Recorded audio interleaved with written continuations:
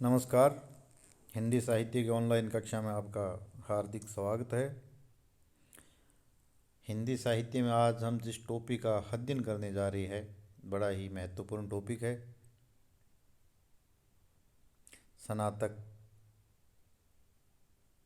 तृतीय वर्ष में भक्ति साहित्य से संबंधित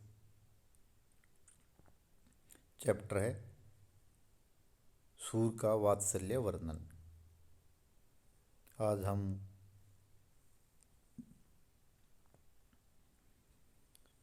कृष्ण मार्गी सगुण काव्यधारा के प्रमुख कवि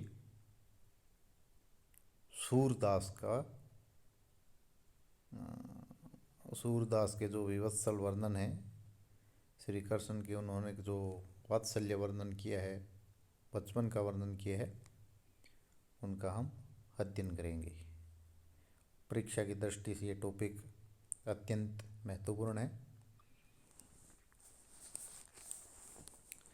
वात्सल्य का मूलाधार पुत्र विषयक विषयक रति या प्रेम है। वात्सल्य किसे कहा गया है? पुत्र या पुत्री के प्रति प्रेम है। वह प्रेम पुत्र पुत्री आदि अपने से छोटे व्यक्ति के प्रति वात्सल्य भाव के रूप में दिखाई देता है। इस दृष्टि से वात्सल्य भाव प्रेम का एक प्रकार है जिसमें हृदय की निश्चल अनुभूतियां अभिव्यक्त होती है, और वात्सल्य भाव हृदय की पवित्र एवं निष्कपट स्थिति है। इसमें बालक की स्वाभाविक क्रीड़ाओं एवं कार्यों की प्रधानता रहती है। अर्थात किसी का भी पुत्र और पुत्री के प्रति प्रेम या अपने से छोटे के प्रति जो भी एक प्रेम होता है, स्नेह का भाव होता है, ठीक है, जो बिल्कुल ही निष्कपट और निश्चल प्रेम होता है, उसको वात्सल्य कहा गया है। हिंदी साहित्य इतिहास में सूर का वात्सल्य वर्णन अनुपम है। वे वात्सल्य रस के अप्रतिम चितेरे माने जाते हैं और इस भाव की मार्मिकता, सजीवता और मधुरता आदि को सूर ने रसानुभूति से सिक्त कर दिया है। सूर के वात्सल्य वर्णन के सामने तुलसी का वात्सल्य वर्णन फीका जान पड़ता है या सूर का अनुकरण। हालांकि तुलसीदास ने भी श्री राम का वात्सल्य वर्णन कवितावली में किया है, लेकिन वह सूर की वात्सल्य के सामने फीका है, या यूं कहे तो वह सूर का सिर्फ अनुकरण मात्र जान पड़ता है।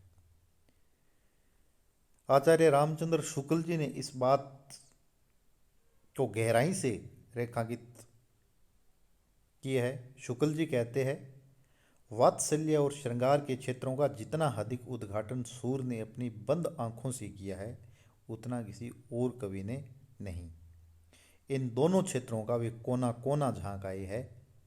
उक्त दोनों रसों के प्रवर्तक रति भाव के भीतर जितनी भी मानसिक वृत्तियां और दशाओं का प्रत्यक्षीकरण सूर कर सके, उतना और कोई नहीं।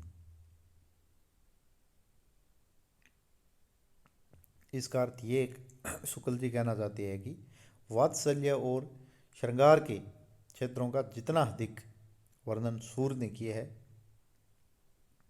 उतना दूसरे कवियों ने नहीं किया, या यूं कह सकते हैं कि इन दोनों रसों में दूसरे कवियों को उतनी सफलता नहीं मिली जितनी सूरदास को मिली है।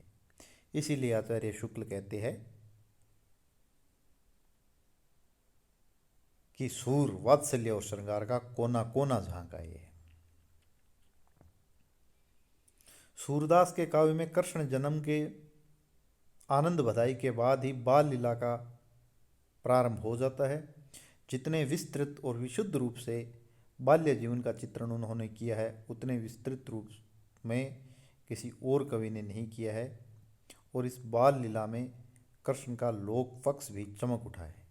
पारिवारिक एवं सामाजिक जीवन के बीच सूर के बाल कृष्ण का सौंदर्य निखरता है। कृष्ण की बाल क्रीड़ाओं का प्रभाव नंद तथा यशोदा के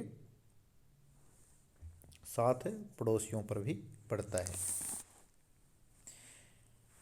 इस वात्सल्य रस में बालक कृष्ण आलम्बन है तो यशोदा और नंद आश्रय। कृष्ण की बाल चेष्टाएं उद्दीपन विभाव के अंतर्गत आती है और उद्दीपन विभाव के अंतर्गत आती है। और सूरदास के इस वात्सल्य वर्णन को दो भागों में विभक्त किया जा सकता है। पहला है वात्सल्य का संयोग पक्ष। बाल वर्णन मुख्य है और ये पक्ष काफ़ी विशद एवं गंभीर है। इसके अंतर्गत बालकों की वेशभूषा का वर्णन, बाल चेष्टाओं क्रीड़ाओं का चित्रण, बालकों की अंतः प्रकृति का ज्ञान, बालकों के संस्कारों एवं उत्सवों का चित्रण, गोदोहन व गोचारण लीलाओं का सहज चित्रण सूर ने किए। सूरदास जी ने बालक की अंतः प्रकृति का चित्रण कर अनेक भावों की सुंदर अभिव्यंजना की है। बालक कृष्ण में स्पर्धा भाव का स्वाभाविक चित्रण सूर ने किया है। इस संबंध में सूरदास जी का एक पद है जिसमें श्री कृष्ण अपने बड़े भैया बलराम की शिकायत अपनी माता यशोदा से करते हुए कहते हैं, मैया कभी बढ़ेगी चोटी, अर्थात मेरी ये चोटी कब बढ़ेगी, कितनी बार मोही दूध पियत वही आजू हैं ये छोटी। मतलब कितनी बार मैंने दूध पी लिया या तूने दूध पिला दिया, लेकिन अभी भी ये छोटी है, जबकि बलराम की चोटी काफ़ी बड़ी है।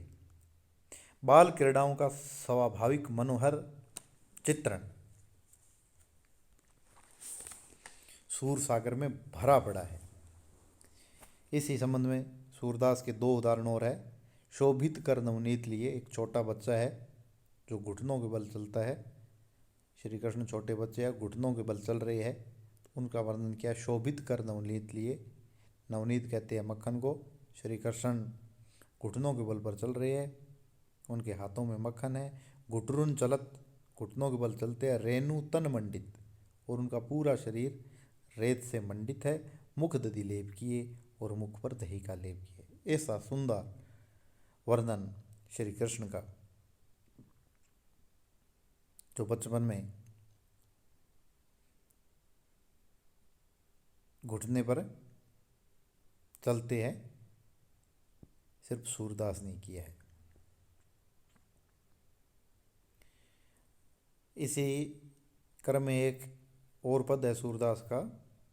सिखवत चलत जसोदा मैया, अरब राय करी करी पानी गहावत, डगमगाए धरनी धरी पैया। जसोदा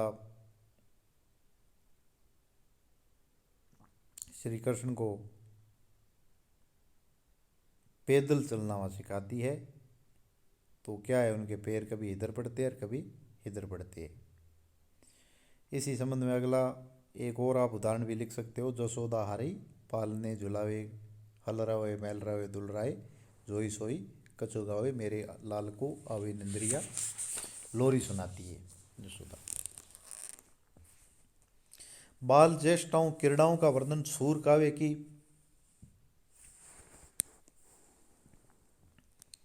मुख्य विशेषता है।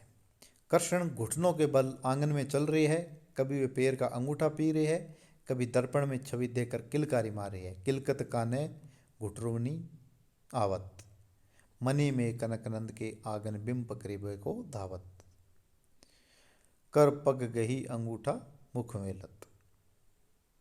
मनी में कनक नंद के आंगन बिंब पकड़ी को धावत, मतलब जो नंद यानी नंद और यशोदा का जो आंगन है उसमें अपनी प्रति छाया देखकर उसको पकड़ने के लिए श्री कृष्ण दौड़ते हैं। बाल क्रीड़ाओं की अनेक छवियां उभरती है।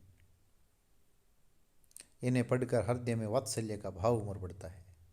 अंतः प्रकृति का ज्ञान शूर को अद्भुत है। कृष्ण माँ से माखन चोरी करने का बहाना बनाते हैं। मैया मैंने माखन खायो, ख्याल परे सब सखा, संग मिली मेरे मुख लपटायो। कभी कभी कृष्ण, श्री कृष्ण जो बाल रूप में हैं, खींच कर कहते हैं कि मुझे बलराम चिढ़ाते हैं कि तू नंद यशोदा का पुत्र नहीं है, तुझे तो मोल खरीदा है। मैया मोहे दाऊ बहुत खिजायो, मोसो कहत मोल को लेनो, तू जो सुमति कब जायो।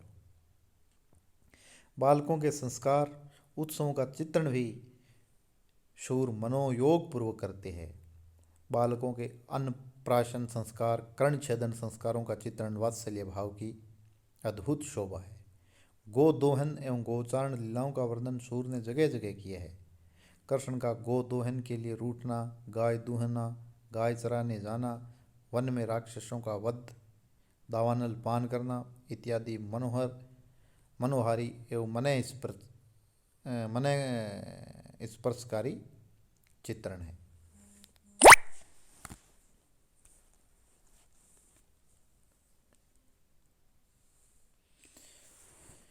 दूसरा है वियोग वात्सल्य। वियोग वात्सल्य के तीन पक्ष हैं। एक तो कृष्ण का मथुरा जाना, दूसरा है मथुरा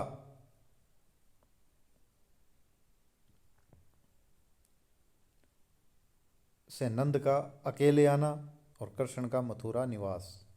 वियोग वात्सल्य में हृदय की तड़प के स्वाभाविक चित्र मिलते हैं। कृष्ण के मथुरा गमन पर यशोदा के हृदय में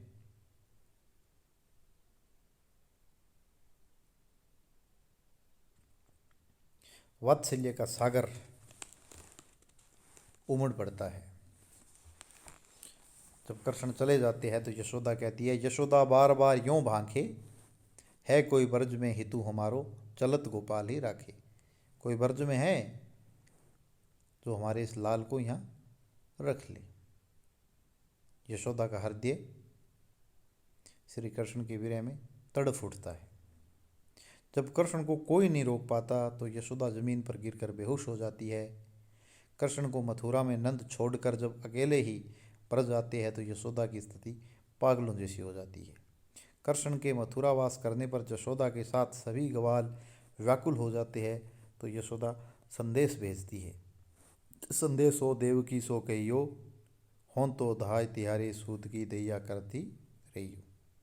कुल मिलाकर सूर्य इस वात्सल्य में वात्सल्य भक्ति के दर्शन करते हैं और यहाँ वात्सल्य में तीन गुण दृष्टि हैं: तन्मयता, बाल मनोविज्ञान, बाल उमंग भरी छवियाँ। आचार्य हजारी प्रसाद सूर के वत्सल वर्णन के बारे में लिखते हैं, यशोदा के बहाने सूर ने मातृ हृदय का ऐसा स्वाभाविक, सरल और हृदयग्राही चित्र खींचा है कि इन चित्रों में माँ का सामूहिक बिंब है, विविधता है, रमणीयता है और स्वाभाविकता है। और इसी वत्सल सूर के वत्सल वर्णन के संदर्भ में मैनेजर पांडे का कथन है, सूरदास वर्णीय विषय के साथ साथ तादात में स्थापित करके अपनी अभिव्यक्ति करते हैं। जब वे बाल कृष्ण की लीलाओं, चेष्टाओं और मनोभावों की व्यंजना करते हैं तो स्वयं बालक बने प्रतीत होते हैं, और जब माँ यशोदा की अनुभूतियों की अभिव्यक्ति करते हैं तो मातृ हृदय से युक्त जान पड़ते हैं। शूर की गहरी अनुभूति और तन्मयता के कारण उसकी कविता तदाकार परिणति उनकी कविता में तदाकार परिणति की अद्भुत क्षमता है। आज के लिए इतना ही। धन्यवाद।